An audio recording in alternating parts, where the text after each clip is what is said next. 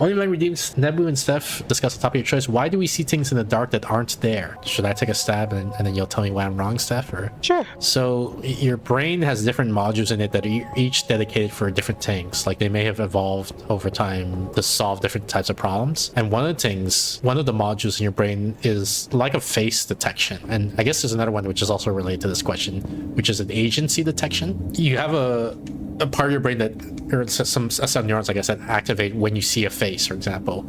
And so sometimes you'll see faces in clouds or in like the foam of a coffee that's arranged in a certain way. That's that module being hyperactive, like being activated because it sees something that vaguely looks like a face and it triggers. So that's part of it. The agency thing is like, how do I describe it? They show kids animations where like a circle and a triangle are moving around the screen, and they ask the kids to describe it, and the kids will say things like, oh, the ball is chasing the triangle. So we're naturally inclined to also ascribe agency to things, as opposed to just saying like the other way to describe it is you could have just said, oh, like, you know, the circle is moving here, the triangle is moving there, and not talk about it in terms of agency at all. But our natural instinct is to talk about agency like that. And that's also a suspicion. We theorize that maybe that's related to why religion is popular, because instead of saying like, oh, it's just the wind or there's a storm and it's just random, it's just weather stuff, you said, no, there's a god and he wants this to happen, so he makes it rain and things like that. So that's the agency detection stuff. So there's that thing going on. And then there's the fact that when you perceive things, like when you feel like you're seeing things, you're actually not directly just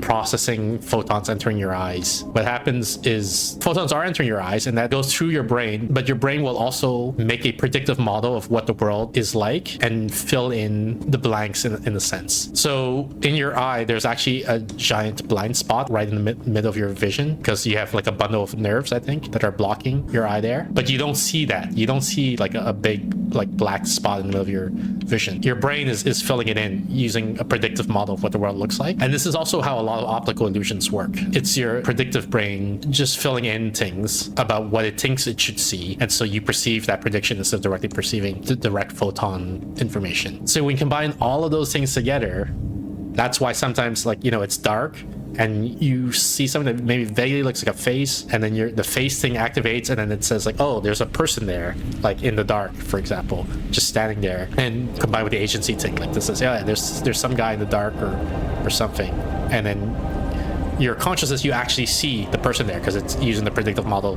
to fill in that scene in your perception, even if there's no photons that correspond to that. All right, that was my attempt. Go ahead, Steph. Yeah, I mean, all that's right. I think I would have told it in the opposite order. I think I would have started with the fact that your brain is actually not perceiving information, even though it feels that way. It is making its best guess 100% of the time.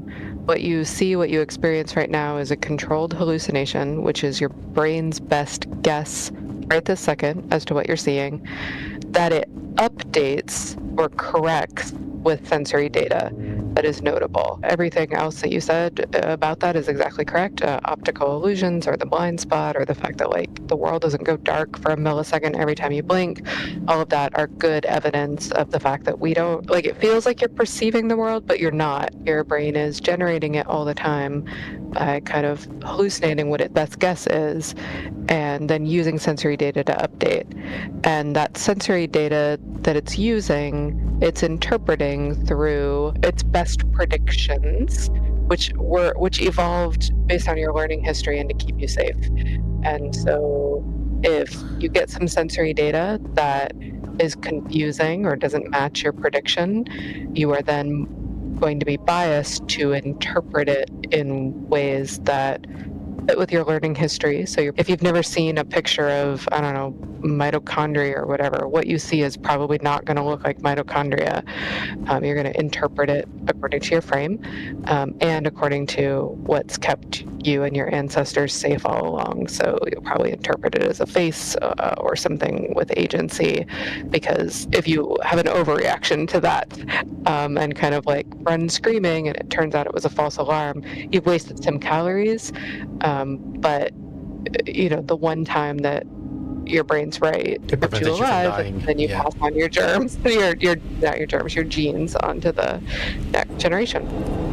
So I just would have told the same pieces of the story. I'm doing a bottom-up approach, and you're doing a top-down approach. Yeah. Wendy Bank says, I see black spots a lot of the time. So I don't know, you know, I can't speak for your specific perception, but most people don't see like a constant black spot in the center of their vision, which is what you would see if you were directly perceiving whatever photons were It wouldn't arriving even through your eye. necessarily be black, right? It would be Yeah, just like a blind spot, basically. Okay. And there are tests. I think you can Google online for these type of tests. They'll put a dot on the screen and they say like stare at this dot, and then they'll say they're going to change the color of the dot, and then you won't see that it changed because it's in your blind spot.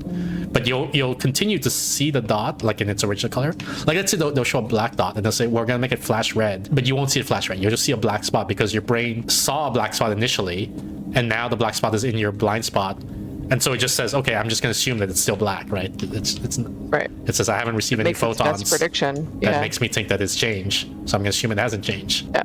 So You should search for them online because they will blow your mind. I always see the red dot though. Okay, I mean like it's possible that you've got something like special going on, but it's also possible that you're misinterpreting the experiment or you know something like that. So it's hard to say without being in person or having a lab and then you know trying different tests to see what works and what doesn't work on you and things like that. Right. This isn't one of those things like aphantasia or whatever, where there's like some wiggle room. Some people see things differently than others. If you have eyeballs that work, they have an optic nerve in them that literally causes a spot in your vision where you can't see anything.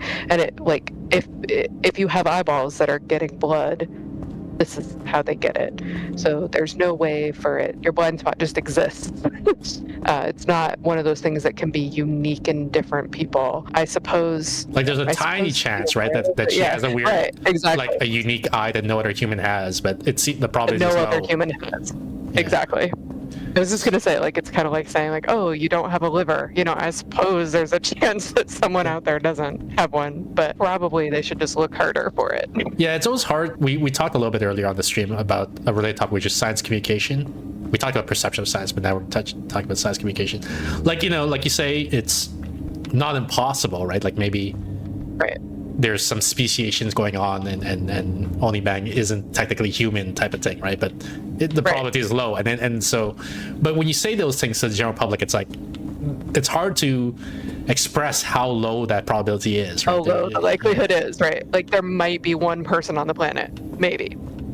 Or maybe has been at some point. Yeah. Is what we mean by low probability. In the same way that there might be Well, it's somebody out like, there without a liver. yeah, it's like saying, you know, like humans have two hands, right? And you know, Right. maybe someone was born with three Right, hands. well, That could yeah, happen. exactly. Right? But it's rare. It's very rare. Like your eyeball has to get blood somehow. It's theoretically possible that the The bundle of blood nerves vessels go somewhere else, like maybe not go somewhere else, yeah. like I on don't the know. edge I don't know instead how of the that would center. work, but yeah, right. But it'd be weird, like very weird, like having 3 arms instead of 2 arms. Yeah. Lee Mang says, "Shit, is that where all my blood's going? To your third arm?"